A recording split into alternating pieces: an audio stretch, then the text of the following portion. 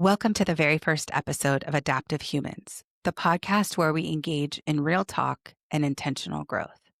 I'm your host, Jami de Lou. I started this podcast because I kept seeing people at work with their families and communities, both holding back and misunderstanding each other. We can all be guilty of it, thinking we know someone based on limited information. I also encountered some people, in particular in the workplace, holding back from asking questions, from sharing experiences, and from speaking up so often because of one big fear. What if I say the wrong thing? While the fear is not without reason, the fear doesn't just live in our heads. It lives in our hearts, in our bodies, and in our history. And it keeps us from starting conversations that could change everything. Fear shows up in boardrooms and strategy discussions. Fear shows up where we're afraid of being judged or getting it wrong when speaking up in multicultural or global settings. I've seen this across tens of thousands of employees and throughout our society. What we all really want is connection and belonging. And what we need are the skills to have our impact match our intention. So whether you are the CEO carrying the weight of the whole organization, or you're a rising leader wondering if you belong at the table that you're currently sitting at, or if you're a part of a team that's really trying to collaborate under pressure, this show is for you. If you're a human and trying to find your way in the world, who knows that we can all do better, but you're really unsure how, this show is for you. And that's why we need a few anchors for how we show up with each other. You'll hear me come back to these three ideas again and again in this show: emotional intelligence, cultural intelligence, and nervous system regulation. Let me take a moment to define each of these three anchors. So, do you ever catch yourself before or just after snapping at a colleague, friend, or family member? Our emotional intelligence is how we work with our feelings, our own and other people's. It helps us notice what's happening inside, expressing it in healthy ways, and tuning in to what others are feeling too. Our interactions are not just about our emotional intelligence. Have you ever wondered why, in some circumstances, you see people where a whole bunch of people are talking over each other, or maybe there's others in the dynamic that are waiting and deferring to elders or hierarchy in the room? Our cultural intelligence is how we understand our own and other cultures, how we adapt across differences, whether that's cultural identity, background, or even just how someone approaches work. Our EQ, our emotional intelligence, and our CQ, our cultural intelligence, go hand in hand. The other component that influences our reactions and interactions is our nervous system. So, how about those times when you notice your chest tightening right before a really tough conversation, or that sense of unease that comes up? That's our nervous system regulation. And while it sounds technical, it really is about noticing how our bodies react when conversations get hard, whether we freeze, we get defensive, or we want to run away altogether. This is often referred to as our fight, flight, fawn, freeze response. When we can pause, breathe, and reset, connection becomes possible again. The intersection of these three ideas, emotional intelligence, cultural intelligence, and nervous system regulation, are what I specialize in, and they are the unlock to creating a community of adaptive humans, which is why we're here today.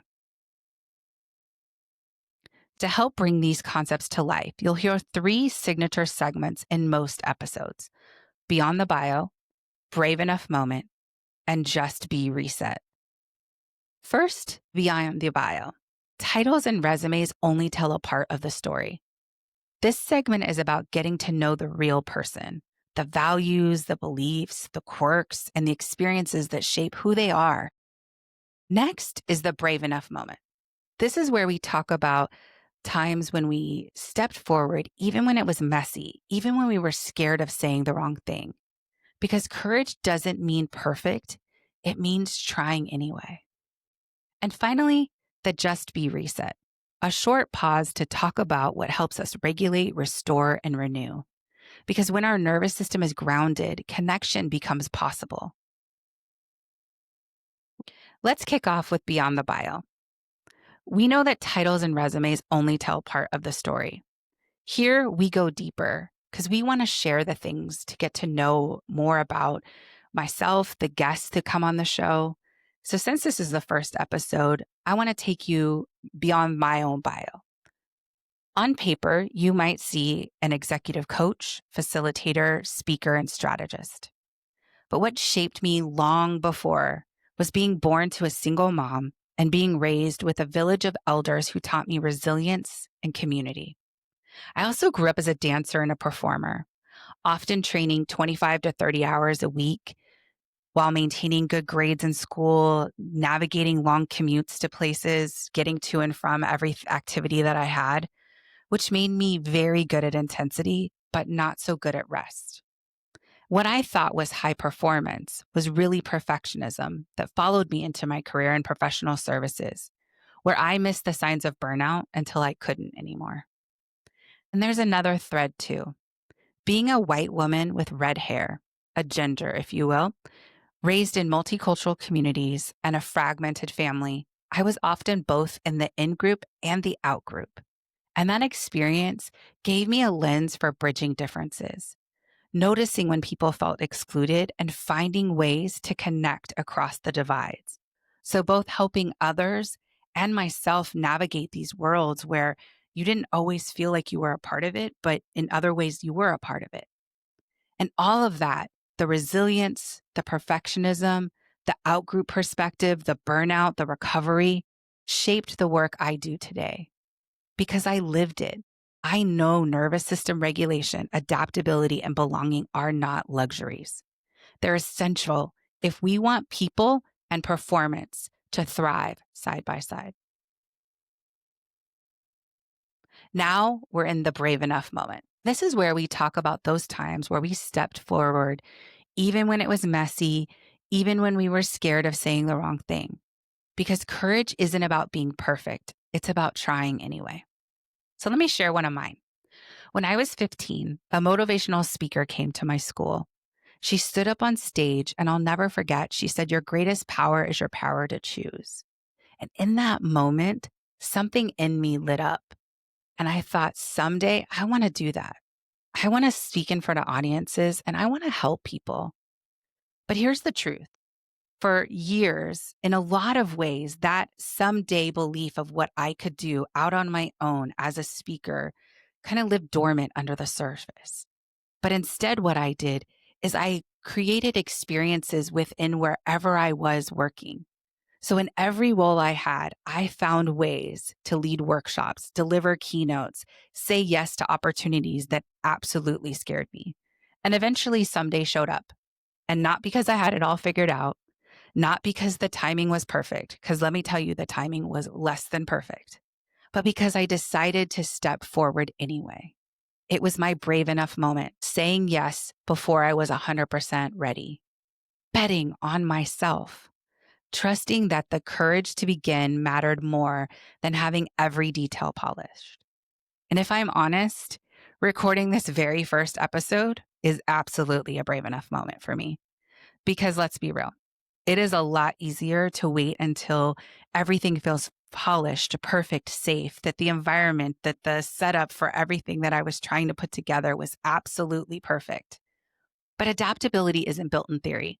It's built in moments like this, when we step forward, even with the nerves, even with the unknowns, and we trust that it matters more to begin than to be flawless.